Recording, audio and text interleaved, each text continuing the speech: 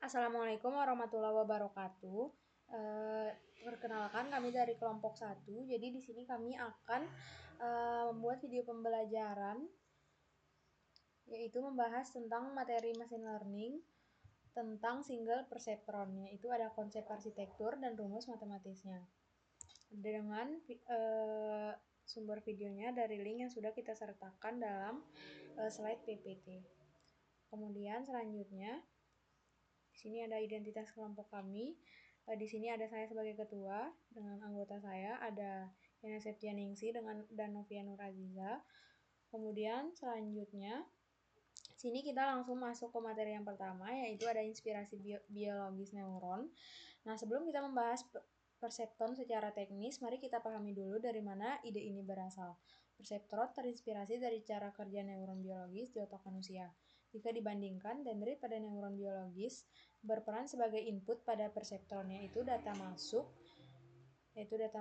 dan nukleus atau inti sel berperan sebagai fungsi aktivasi yang mengolah informasi. Sel body atau badan sel berfungsi sebagai weighted sum plus biasanya, yaitu tempat semua perhitungan dijalankan. Nah, di sini ada akson yang berperan sebagai output hasil dari proses tersebut, dan akson terminal adalah koneksi ke node berikutnya, seperti koneksi antar neuron dalam jaringan. Jadi, perseptron adalah abstraksi matematis dari suatu neuron biologis. Kemudian selanjutnya, di sini kita lanjut ke konsep single perceptron. Nah, di sini kita masuk ke konsep utama, yaitu adalah single perceptron. Nah, ini adalah unit komputasi paling dasar dalam neural network. Cara kerjanya biasanya dibagi menjadi 3 tahap. Yang pertama ada menerima input, yaitu perseptron menerima satu atau lebih nilai input yang mempresentasikan data atau fitur yang ingin diproses. Dan kemudian selanjutnya akan diproses dengan bobot dan bias. Setiap input dikalikan dengan bobot masing-masing.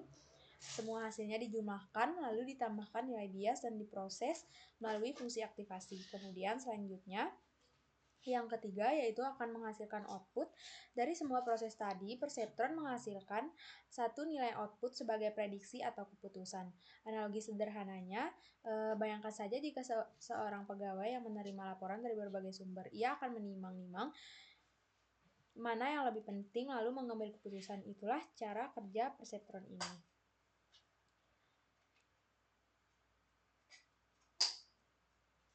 Kemudian lanjut, di sini kita masuk ke arsitektur dan komponen.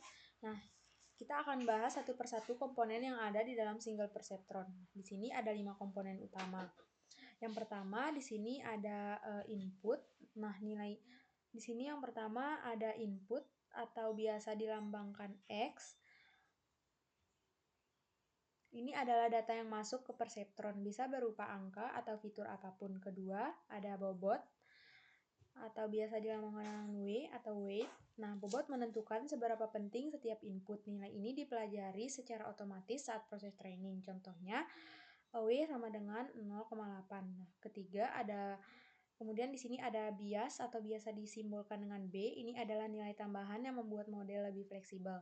Tanpa bias, garis pemisah hanya bisa melewati titik 0 sehingga model menjadi terlalu terbatas. Nah, kemudian di sini ada fungsi aktivasi atau biasa dilambangkan dengan Fx. Nah, fungsi ini akan mengolah hasil weighted sum menjadi output. Nah, contohnya adalah sigmoid ReLU atau state function.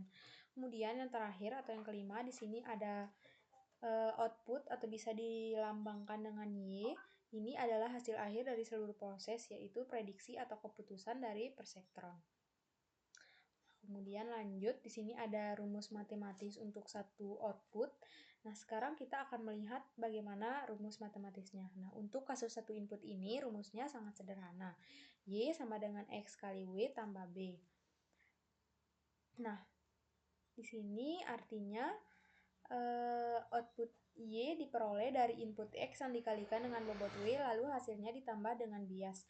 Nah, di sini kita akan memahami setiap simbolnya. Nah, Y ini adalah simbol output atau hasil akhir dari perseptron, sedangkan X adalah input atau data yang dimasukkan, W adalah weight atau bobot yang mengatur seberapa penting input tersebut, kemudian B adalah bias yang memberi nilai tambahan agar model lebih fleksibel.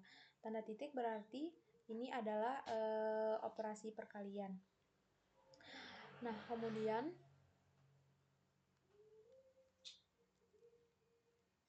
selanjutnya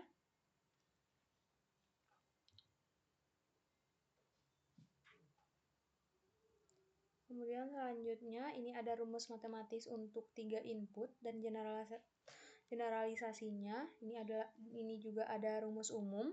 Sama saja seperti rumus matematis untuk satu output tadi, hanya saja ini menggunakan 3 data input. Seperti contohnya, Y sama dengan X1 kali W1 tambah X2 kali W2 tambah X3 kali W3 tambah B. Nah, setiap input X I ini dikalikan beberapa bobotnya WI, lalu semuanya dijumlahkan bersama bias. Nah, kemudian selanjutnya di sini ada cara kerja single perseptron. Nah, sekarang kita akan menggabungkan semua yang sudah kita pelajari menjadi alur lengkap dari single perseptron. Nah, di sini ada 5 langkah. Yang pertama ada terima input. Di sini perseptron akan menerima nilai input X bisa 1 atau banyak. Kemudian selanjutnya di sini ada bobot. Kemudian di sini kita kalikan dengan bobot, setiap input dikalikan bobotnya masing-masing, X1 kali W1 dan seterusnya.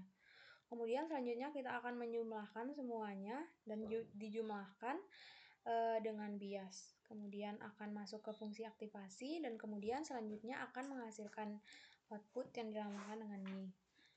Kemudian selanjutnya di sini kita akan mendapatkan kesimpulan dari materi-materi yang sudah kita pelajari tadi. Yang pertama ada pengertian perseptron, yaitu unit komputasi yang paling dasar dalam neural network yang meniru cara kerja satu neuron biologis manusia. Nah, komponennya terdiri dari 5 bagian, ada input, bobot, bias, fungsi aktivasi, dan output. Rumus dasarnya adalah Y, X kali W tambah B. Nah, ini biasa digunakan untuk satu input. Kemudian, di sini ada rumus umumnya, yaitu menjumlahkan semua perkalian input bobot lalu menambahkannya dengan bias. Kemudian, single perseptron adalah fondasi dari neural network yang lebih kompleks seperti multilayer perseptron atau MLP. Mungkin itu saja yang dapat kami sampaikan pada materi single perseptron kali ini. Lebih kurangnya mohon maaf. Wassalamualaikum warahmatullahi wabarakatuh. Ya.